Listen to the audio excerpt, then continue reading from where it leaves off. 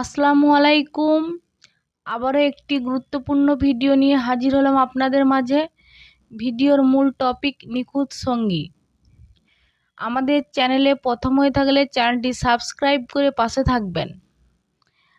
চলুন ভিডিওটি শুরু করা যাক। রায়হান একজন ইসলামিক জ্ঞান সম্পন্ন ভদ্র ও দয়ালু যুবক। পরিবার ও সমাজে তার সুনাম ছিল। নামাজ, রোজা, কোরআন তেলাওয়াত এবং মানুষের উপকার করতেই ছিল তার জীবনের মূল উদ্দেশ্য। একদিন তার খালার বাড়িতে দাওয়াতে গিয়ে দেখা হয় নাজমার সঙ্গে। নাজমা ছিলেন পর্দাশীল, শান্ত স্বভাবের এবং দ্বীনি জ্ঞানও ছিল গভীর। প্রথম দেখাতেই রায়হান অনুভব করল এই মেয়েটি আল্লাহর দেয়া নিখুঁত জীবনসঙ্গী হতে পারে। রায়হান নিজের পরিবারকে জানালো, মা বাবাও খুশি হলেন, কারণ নাজমার পারিবারিক, ধার্মিক এবং শিক্ষিত। তারা প্রস্তাব পাঠালেন। নাজমা এবং তার পরিবারের কিছু সময় চাইলেও ইস্তিখারা নামাজের জন্য। দুই পক্ষ ইস্তিখারা করল। আল্লাহর ইচ্ছার উভয়ের মনে শান্তি ও ইতিবাচক অনুভব এলো। শরীয়ত মোতাবেক বিয়ে সম্পন্ন হলো তাদের। কোনো জাঁকজমক নয়, একেবারে সরল ও পবিত্র এক আকীদার বন্ধনের বিবাহ বন্ধন হলো। বিয়ের পর প্রথম রাতে রায়হান নাজমাকে বলল, আমি চাই আমার একে অপরের জান্নাতের পথের সঙ্গী হয়। তুমি আমাকে ভুল করলে সংশোধন করবে, আর আমি তোমাকে ভুল হলে সংশোধন করব। আমি তোমার হাত ধরে জান্নাত পর্যন্ত যেতে চাই। নাজমা লাজুক হেসে বলল, ইনশা আল্লাহ, আমরা একে অপরের লিবাস হব, যেমন কুরআনে বলা হয়েছে।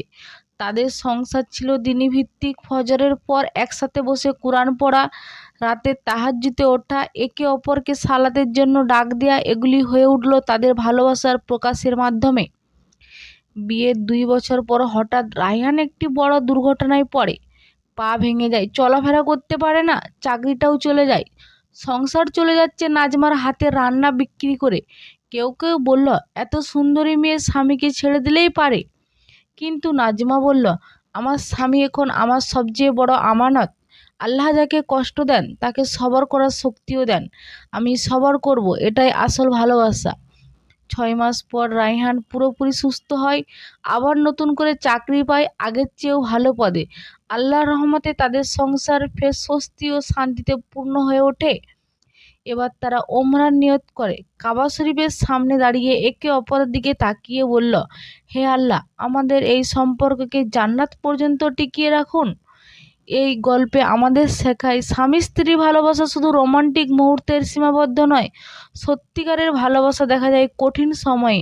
যখন একজন আর একজনকে আল্লাহর জন্য ভালোবাসে, তখন দুনিয়ার কোনো ঝড়ই তাদের আলাদা করতে পারে না। আজকের ভিডিওটি এই পর্যন্তই শেষ করলাম। ভিডিওটি ভালো লাগলে সবাই পাশে থাকবেন, অল ইসলামিক টিপসের সাথেই থাকবেন। আবারও পরবর্তী ভিডিও নিয়ে হাজির হব। আসসালামু আলাইকুম। আবারও একটি নতুন ভিডিও নিয়ে হাজির হলাম আপনাদের মাঝে। আজকের ভিডিওর মূল আলোচনা ইউসুফ আলাইহিস সালাম ও জুলাইখার প্রেমের কাহিনী। ভিডিওটি চলুন শুরু করা যাক। এক সময়ের কথা, ফিলিস্তিনের এক পবিত্র পরিবারে জন্মগ্রহণ করেন নবী ইউসুফ আলাইহিস সালাম। তার পিতা ছিলেন ইয়াকুব আলাইহিস সালাম, একজন মহান নবী। ছোট থেকে ইউসুফ আলাইহিস সালাম ছিলেন অতি সুন্দর, বুদ্ধিমান ও স্বপ্নদ্রষ্টা। একদিন তিনি তার পিতাকে স্বপ্নের কথা বললেন। আব্বা, আমি স্বপ্নে দেখেছি সূর্য, চাঁদ ও 11টি তারা আমাকে সিজদা করছে। তার পিতা বুঝলেন এটি একটি বিশেষত্বপূর্ণ। তিনি বললেন, বাবা, তোমার ভাইদের কাছে স্বপ্ন বলো না, ওরা হিংসা করতে পারে। ভাইদের ষড়যন্ত্র ও ইউসুফের কূপে ফেলা। ইউসুফ আলাইহিস সালামের ভাইরা ছিল হিংসুটে। তারা ইউসুফকে কূপে ফেলে দেয়। পরে এক কাফেলা এসে তাকে উদ্ধার করে এবং মিশরে বিক্রি করে দেয়। মিশরের এক সম্মানিত ব্যক্তি আজিজুল মিশর মন্ত্রী ইউসুফকে দাস হিসাবে কিনে নেন এবং নিজের বাড়িতে নিয়ে যান। তার স্ত্রী জুলেখা ছিলেন একজন রূপবতী ও শক্তিশালী নারী। ইউসুফ বড় হতে লাগলেন। তার সৌন্দর্য এতটাই বেশি ছিল যে নারীরা তাকে দেখে অভিভূত হয়ে যেত। একদিন জুলেখা ইউসুফ আলাইহিস সালামকে একা পেয়ে তাকে প্রেমের প্রস্তাব দেন, কিন্তু ইউসুফ আলাইহিস সালাম ছিলেন আল্লাহ ভীরু। তিনি তাতে রাজি হলেন না। তিনি পালানোর চেষ্টা করলে জুলেখা তার জামা ছিঁড়ে ফেলে। ঘটনাটি ফাঁস হয়ে যায়, কিন্তু সত্য গোপন করে জুলেখা তাকে দোষী করে জেলে পাঠিয়ে দেন। কারাগারে ইউসুফ আলাইহিস সালামের সময়। কারাগারে থেকে ইউসুফ আলাইহিস সালাম তার সততা ও বুদ্ধির জন্য পরিচিত হন। দুই বন্দির স্বপ্নের ব্যাখ্যা দিয়ে তিনি সকলের সম্মান অর্জন করেন। এরপর একদিন মিশরের রাজাও একটি স্বপ্ন দেখেন। 7টি মোটা গরু ও 7টি শুকনো গরু, 7টি সবুজ শীষ ও 7টি শুকনো শীষ। রাজা এর ব্যাখ্যা জানতে চান। ইউসুফ আলাইসাল্লাম ব্যাখ্যা দেন, 7 বছর ফসল হবে প্রচুর, 7 বছর দুর্ভিক্ষ আসবে, আগের বছরগুলো 7 খাদ্য সংরক্ষণ করতে হবে। রাজা এতটাই খুশি হন যে তাকে রাজ দরবারে নিয়ে আসেন এবং পরবর্তীতে রাষ্ট্রের খাদ্য দায়িত্ব অর্পণ করেন। বছরের পর বছর এক সময় জুলেখা বুঝতে পারেন ইউসুফ প্রেম ছিল পবিত্র ও পরিপূর্ণ। তিনি তওবা করেন। আল্লাহর রহমতে তিনি আবার যৌবন ফিরে পান। অবশেষে ইউসুফ আলাইসাল্লাম যখন মিশরের ক্ষমতাবান হন, তখন জুলেখা তার কাছে আসেন এবং বলেন, হে ইউসুফ, আমি ভুল করেছিলাম, আমি সত্যিকারের তওবা করেছি, আমার হৃদয় এখন আল্লাহর পথে ঝুঁকেছে। যদি আপনার অনুমতি হয় আমি আপনাকে জীবনসঙ্গী হিসাবে চাই। ইউসুফ আলাইসাল্লাম বুঝতে পারলেন এটি আর কামনা বাসনার সম্পর্ক নয়, এটি ইমানদার হৃদয়ের ভালোবাসা। অতএব তারা বিবাহ বন্ধনে আবদ্ধ হন। সবর ও ধৈর্য একদিন সফলতা বয়ে আনে। ঈমান মানুষকে সব পাপ থেকে রক্ষা করে। আল্লাহর উপর ভরসা সব কঠিন মুহূর্তে মুক্তি দেয়। সত্যিকারের ভালোবাসা ত্যাগ ও তওবার সংযমের মধ্যেই প্রয়োজন। আজকের ভিডিওটি এই পর্যন্তই শেষ করলাম। পরবর্তী ভিডিওর জন্য অপেক্ষা করবেন। আসসালামু আলাইকুম।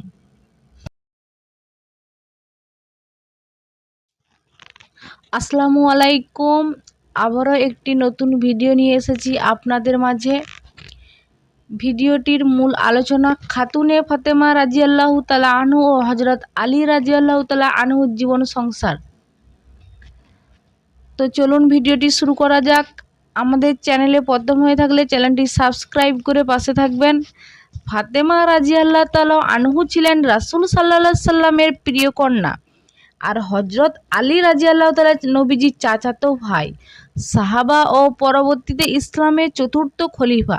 তাদের দাম্পত্য জীবন ছিল সব মুসলিম দম্পতির জন্য এক অন্যান্য উদাহরণ।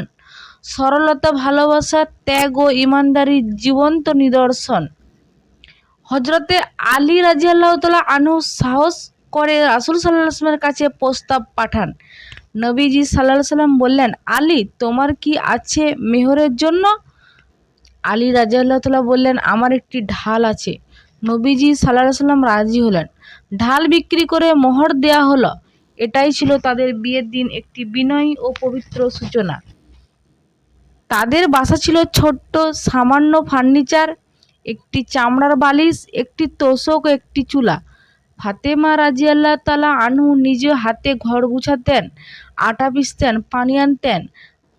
আলী রাদিয়াল্লাহু তাআলা আনহু বাইরের কাজ করতেন, কাঠ কাটতেন, যুদ্ধ করতেন, কিন্তু বাসায় ফিরে স্ত্রীর পাশে সময় কাটাতেন। একদিন ফাতেমা রাদিয়াল্লাহু তাআলা আনহু কষ্টের কথা বললেন নবীজিকে। তখন নবীজি বললেন, তোমাদের দুজনের মধ্যে ঘরের কাজ ফাতেমা করবে আর বাহিরের কাজ আলী করবে। তারা এটা মন থেকে মেনে নিলেন।